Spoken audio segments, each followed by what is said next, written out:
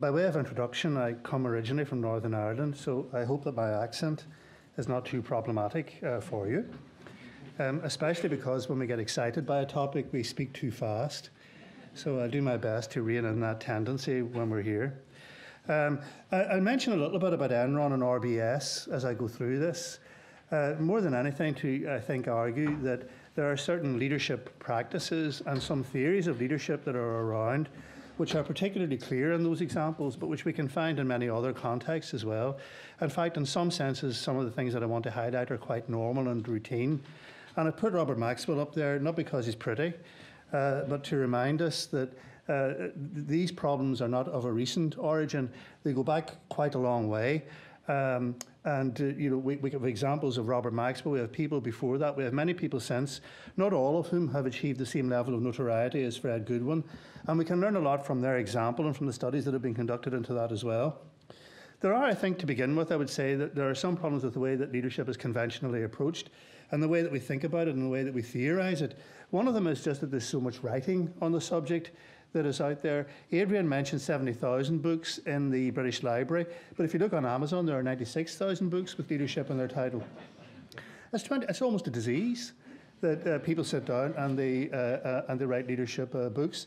And what it reflects, I think, in many respects, is this almost over-fixation with the subject of leadership, and in particular the assumption that it's the single most important thing in our lives and in determining organisational performance. And if you were to try and read one of these every day, that would take you 263 years, which is not a time frame that most of us actually have.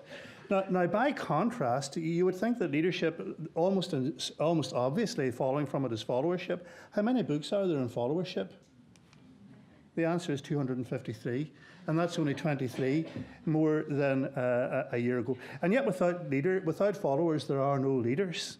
Leaders depend for their effectiveness on their ability to influence the followers. But also, as I hope to argue during this, followers exercise a very profound and deep influence on leaders as well. The feedback that followers give their leaders, and most of it, as I will attempt to show, is far too flattering and ingratiating in nature, which becomes a problem in and of itself. It's fundamental to a real understanding of leadership dynamics and to destructive leadership. Now, many of these books that I'm talking about are far too positive and in many respects, but in amongst the dross there are some good books, and in particular this one, which I would highly recommend to you. It is currently unavailable in all good bookshops, but it is available on Amazon. And my interest in the dark side of leadership goes back, actually, to be honest, to my origins growing up in Northern Ireland, where we had very many dark side leaders, and we invented a novel way of dealing with them. When we spotted people with hubris, with narcissism, or psychopathic tendencies, we simply put them in charge of the country. An Irish solution on the basis that it's better having them running it than it is having them blowing it up. And sometimes that actually works. But to look at what this dominant view of leadership is, the fundamental problem I have with it, I think, is that it tends to present leadership in this kind of light. That a leader is typically presented as some kind of a miracle worker.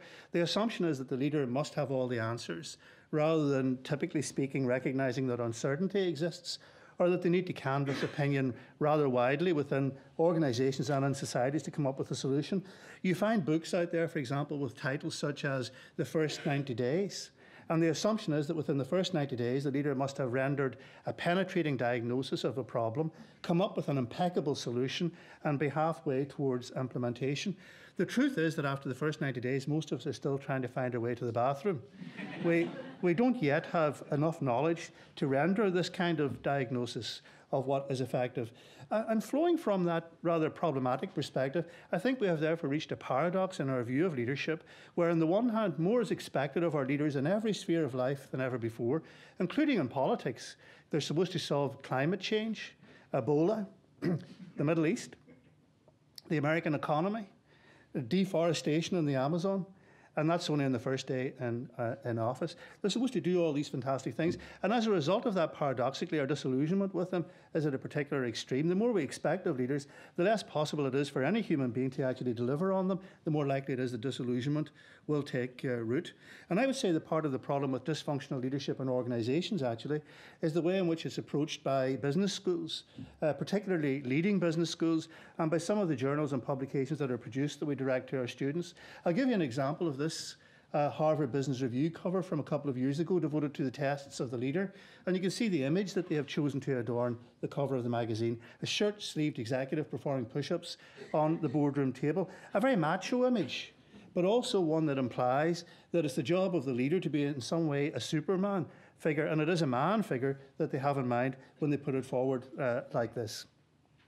So flowing from that, we've had a great deal of writing about transformational leadership in the last 30 years. Maybe some of you have studied it, read a little bit about it, or been exposed to its claimed benefits and effects. The idea is that good, effective leaders in corporations are supposed to be intensely charismatic, and not just in corporations, but more widely in society as well. And clearly there are examples of charismatic individuals who exercise a profoundly positive effect on organisations and society. We think of people like Mandela, we think of people like Martin Luther King. Whatever his defects, Steve Jobs seems to have had some degree of charisma as well. But then we also begin to immediately run into problems if we say that we must have to be effective, we must have people who are charismatic. There are no shortage of examples of charismatic leaders. In the leadership literature, this is sometimes referred to as the Hitler problem. Was Hitler a charismatic leader? Was he even a leader? And some scholars who wish to sanitize, in my opinion, to sanitize what leadership actually means, say, no, Hitler could not have been a leader because he did bad things on a large scale, which I think is self-evidently a nonsense. And we know that in business as well, there is no shortage of people who think, or at least present themselves as charismatic leaders who have a negative effect on people. This individual here was notorious in the 1980s. Some of you might have heard of him. Chainsaw Al Dunlop was his name. He ran a number of corporations into the ground, incidentally. He was also known as Rambo in Stripes, and he actually posed for this cover of a book written about him, and he thought that this was quite positive. His management style is typified in the following anecdote that I read about him when he took over one particular company. He lined the new management team up in front of him and went around barking at them, "What do you do around here?" And one unfortunate individual volunteered that he was the morale officer within the company, and Dunlop immediately pointed at him and screamed, "Right, you're sacked." And his argument was, I don't want a morale officer, I don't want anybody to be happy here, I want everybody to be as miserable as sin until this organisation turns itself around. Now, those macho views of leadership and charisma, perhaps we've come some way from them, but we still sometimes license those kinds of destructive practices. And I would argue that the more we accept the idea that really all fundamental decision-making authority should be vested in the leader, the more likely it is that these dysfunctional power dynamics will take effect. Moreover, the more we promote this idea of charisma, the more we have this phenomenon, which is well known, of lots of people in organisations who think they're charismatic visionaries, and other people just see boring men in suits. The the David Brent syndrome that we have to be very careful of as well. We also transformation puts forward the idea that leaders must have a compelling vision, and the bigger that vision, the better it must be for the organisation. Now, the problem with that. But we should be, if we're dependent on the wisdom of a single individual or a small group, the vision they come up with might well be perfectly sensible, but it might well be equally insane, as the vision of Hitler indeed was in the 1930s. It's very difficult to construct a vision that captures the interests of most people who work in organisations in a way that reflects their real best interests. But if we become convinced that developing that vision and getting support for it is our top priority, it's also very easy to move on to another pivot of transformational leadership theory, which is that we must have a common culture within the organisation. Now, we all know that we need certain agreed norms if any organisation is to function. We need to know that when the bell rings, we get out, that there are set hours to be there, or whatever it happens to be.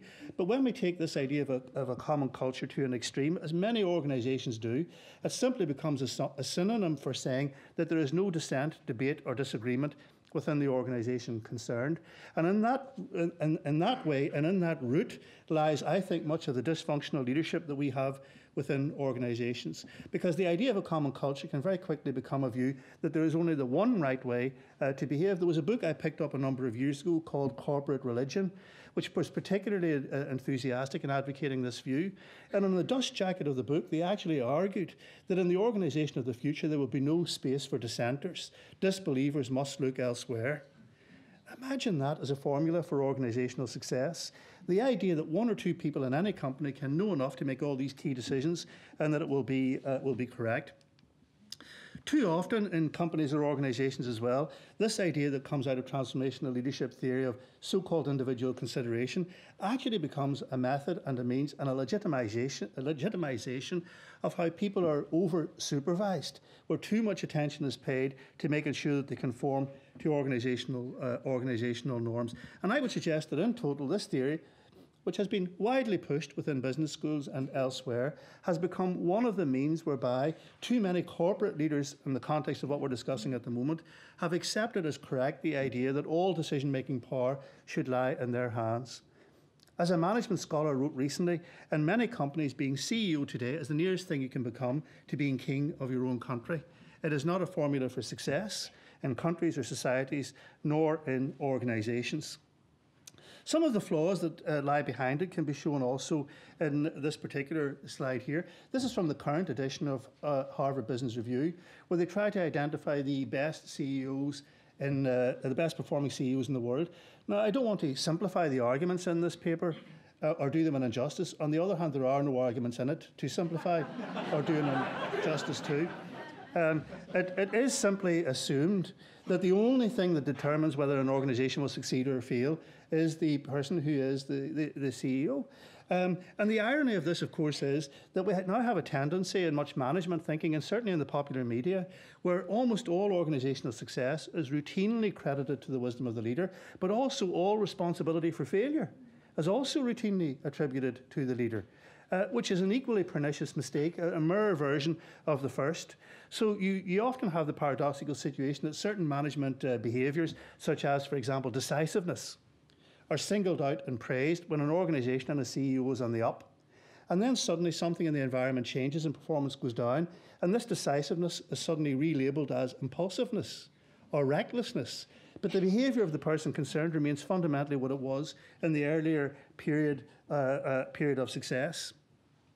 I think publications like this and teaching methods associated with it have been to some extent responsible for some of the difficulties that we are discussing today, because the two attendant dangers constantly with this are hype and hubris. And if we tell people that in order to become a top CEO, top politician or anything else, they have to have these almost superhuman qualities, it's a short step from promising them that that is what we will deliver to them and what they will then become when they come out the other side. And in addition to my own book, which I would highly recommend, this book is quite interesting as well, written by a former Daily Telegraph journalist who for some reason decided that it was a good idea to do an MBA at Harvard University. And it's quite a scary book when you actually read it. When you read about the propaganda that the institution aims at the students from the moment, even before they arrive, they are constantly assured that they are an elite, that they are exceptional human beings, that they will transform the world. And I have done a study of the marketing materials of most of the leading business schools and reached the conclusion that that is endemic both in their marketing materials and in the pedagogies that they embed for their students. A non-stop message at Stanford, Harvard, Wharton, and a number of these other places from which many of the top executives in our companies are drawn, that not only do they have to be supermen, but they already in a sense are, and that they won't just study transformational leadership, but they will become such leaders. They will become such leaders themselves. And I think that is potentially pernicious. A number of the assumptions that underlie this kind of approach to allowing the leader to have almost complete agency over what other people in organisations do is that follower consent is unproblematic. That people will agree with whatever it is that the leader has to put forward.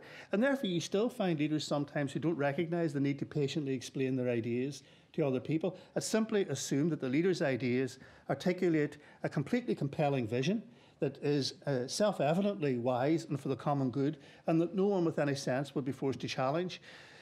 So I think, unfortunately, we have a view that dissent, when it is expressed, is resistance to be overcome, rather than viewing it, for example, as useful feedback. And I think this is quite often and in particular evident when we look at things like change.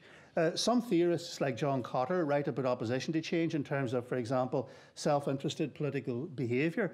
And maybe there is an element of that in at least some cases. But it's also entirely possible that sometimes that resistance to change makes sense. Not every idea for change makes sense. And I personally have gotten very tired of the way that this word reform, instead of signifying an advance in human welfare, has become a synonym for any kind of change that anybody wants to bring in. Have you noticed the way that word has changed over the last 15 or 20 years? It now means something radically different to what it meant in the past. So leadership tends to be viewed as non-contested top-down influence in this way. Openness to feedback is typically not stressed and then involved in the practice of leadership, which is what I now want to attempt to illustrate. What we need, I think, to consider when we think about dysfunctional leadership in organisations is be a lot more aware than we are of two things. That is the effect that holding power has on people, and also of the management and leadership systems that many organisations create that reinforce those problems that are inherent to it. Now, there are many good things from having power, and none of us want to be powerless, either in our private lives or in our work lives. But nevertheless, there are downsides to it as well. There's a lot of evidence, I think, that acquiring even a modest degree of power unleashes our inner Führer and give most of us even a tiny little bit of power, and our behaviour begins to change in fundamental ways. There's been a lot of very good psychological research in particular in this, where, for example, people have been primed just to feel that they have a tiny little bit of extra power, and it's been immediately obvious that the consideration for other people goes down. One study not that long ago, for example, gave people within a group a tiny bit of power, and then biscuits were brought in for the participants in the group. And what they found was that the person with a little bit of power was more likely to have the last biscuit rather than anybody else. And also to spray the crumbs around in a disinhibited fashion over other people. So it sanctioned that kind of unpleasant behaviour. One of my favourite studies involved decision making or solving problems in two-person groups, where people were first of all timed and how long it took them to solve the problems, and then they did it again. And one of the dyad was given a stopwatch and had to time how long it took. Now, in one set of groups, the person with the stopwatch was called the timekeeper, but in the other condition, they were called the boss. That's all. That was the only difference. But when they went back to solve yet more problems, it was found that that there was no change in the behaviour or the abilities of the person who was the timer, but the person who was called the boss, their performance went up significantly. Merely being labelled the boss made them feel more responsible for the task, in other words, than other participants in this particular experiment. The obvious corollary of that is that other people felt less responsible for the task. And yet, in many organisations, we surround ourselves by pomp, circumstance, titles, and privilege. Other studies have found that the more power people have, the less concerned they are to seek out advice from other people, and the less likely they are to listen to it when it appears. So these are things that we tend to forget, we tend to skip over, in the widespread assumption that simply having powerful people make decisions for us is a good thing. And I think we need to remind ourselves that that isn't necessarily the case. And to give some specific examples, we can do worse than start with Enron, which when I talk to my young students today, none of them can remember. And it was only in 2001. The biggest bankruptcy in US corporate history up to that point. George W. Bush, bless his socks, called Ken Lay Kenny Boy. Such was the intimacy of the relationship between them. These were the two leaders of Enron. Ken Lay managed to escape prison by dying before he could be sentenced. Jeffrey Skilling is currently incarcerated, but his sentence has now been cut by 10 years and he will be out in 2017. So much thanks to everyone for that. They had a number of systems and practices that really illustrate the dysfunctional habits that I'm attempting to talk about. This is a photograph of Sharon Watkins, who many of you will know had a key financial position within Enron, and for example went to see Kenneth Lay about 18 months, I think, before it went bankrupt, and offered him the opinion that it was about to go belly up. He listened to her very patiently, showed her out of his office, and then phoned his lawyers to find out if they could find a method of dismissing her from the organisation, rather than paying attention to the critical feedback that they had. And of course, I would say that there were a number of management systems that they had in place which amplified these effects to a very disturbing extent. Some of you might have heard of this system of of differentiation, or rank and yank, as it was known within Enron, where what they did was twice a year, I think, they divided their employees into three categories. At the very top were people who were deemed to be super performers, who were internally within Enron referred to as water walkers. And they were given huge rewards, huge bonuses. I believe a number of them were permitted, for example, to charge their prostitution expenses to the company credit card. There was a middle layer who were deemed to be doing okay but needed improvement. And there was a bottom layer of between 10 and 15% of people whose performance was unsatisfactory and they had to be fired. And this occurred year after year after year after year. From the point of view of leader-follower dynamics, imagine the effect of that. If you know that